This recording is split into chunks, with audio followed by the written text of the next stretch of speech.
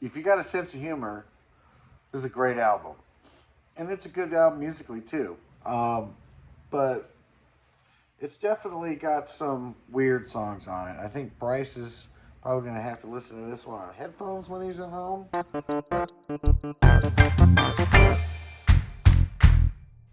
Hey, hey, and welcome to a Thursday Collection Connection where we're playing that game. It's just an excuse to talk about records.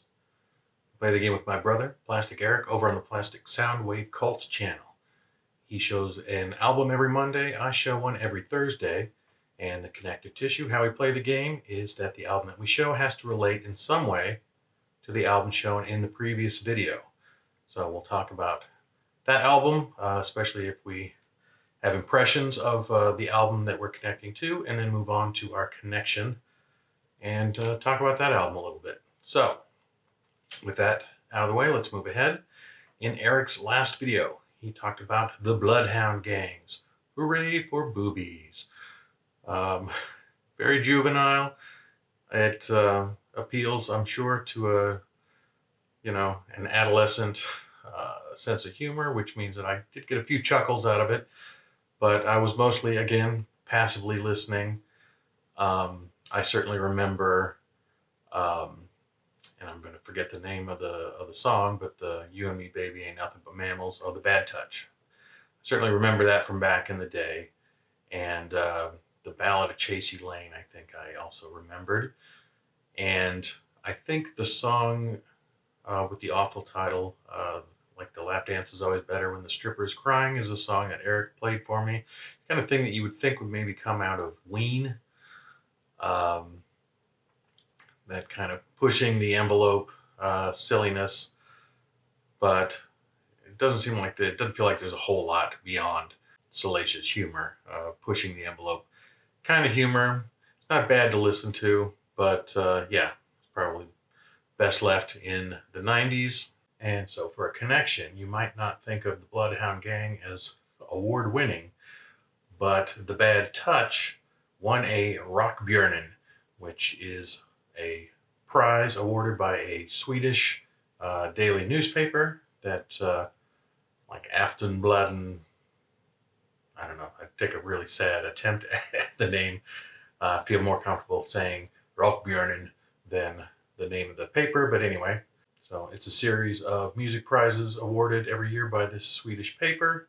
And in 1999, The Bad Touch won their Best Foreign Song or Best International Song. And that was amusing.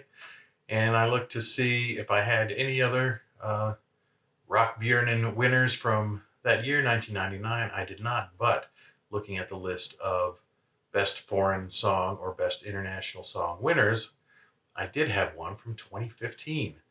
And the 2015 winner of the Rockbjörnen is in international song was "Shake It Off" by none other than Taylor Swift off her 1989 album from 2014. Most people know that 1989 was the year that Taylor Swift was born. I don't have a ton probably that I need to tell you about Taylor Swift. It feels a little funny to be talking about her. I would be lying if I said that the reason I own this was anything other than the fact that I have kids who were into Taylor Swift, or one child in particular during this time period.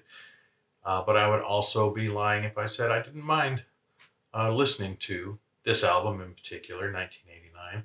We ended up getting a handful. This was like my first real exposure to Taylor Swift. "Shake It Off" was, I think, my first time hearing her. I knew that name kind of from around. I knew she was very popular and quite famous. I think I was aware of the song title, "We Will Never Ever Ever Get Back Together," but I don't know if I actually ever heard the song at that time. But in trying to encourage my kids to find music that they liked, I bought the album. Although I like "Shake It Off" and I suppose "Blank Space" better than "Bad Blood." "Bad Blood" was definitely the song that my kid liked and was the one that we listened to a lot. Wasn't my favorite, but there was plenty on here. "Style" is a song I like quite well. and clean. It's all very well put together. I know this was her first sort of official, not foray into pop, but sort of declaring herself pop after a country start. I think the album, maybe prior to this, uh, Red was more of a pivot point. But this is where it was like, okay, yes, I'm going to make a pop album and not a country album, and going to conquer the world instead of just conquer the country charts. And so it's not bad. We ended up buying Reputation, which I thought was a much worse record. I didn't care for that one. But then Lover, which I thought was a bit of a bounce back. That was an enjoyable enough listen. And that was about the time that my kid moved on to other pastures as far as music that they were into. But I did buy Folklore, the first of the two pandemic albums that got a lot of praise, much more sort of critical adulation than necessarily she had had previously. But I can't say that I've listened to that one a whole lot because I didn't have a kid pushing me into listening to it, and didn't buy anything since then. And I know that Anti-Hero is like a big song now, and members of my family reference it just because it's in the pop culture, but I only know the reference from them referencing it, and I don't know the song. So I've gone back into the dark as far as she goes. We're able to tailor our music experience so much that you don't do a whole lot of hearing things just sort of randomly. But that's kind of where I would place, actually, 1989. It's not my favorite record, but it's like when I did listen to, the radio in the 80s, and they had a lot of broad spectrum of music, and stuff like, say, Janet Jackson wasn't my favorite, but it wasn't bad, and I wouldn't turn the channel, and I got familiar with, so it's sort of like radio fodder, pleasant radio fodder. Not at all hard to listen to, but doesn't really stick to my ribs all that much either.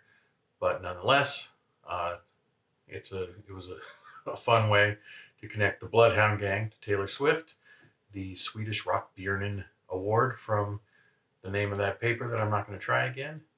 And I will throw then Taylor Swift's 1989 over to Eric, and you can look for his connection, his response on Monday on his channel, The Plastic Soundwave Cult. So in the meantime, that's all I have. So thank you for watching, and bye-bye.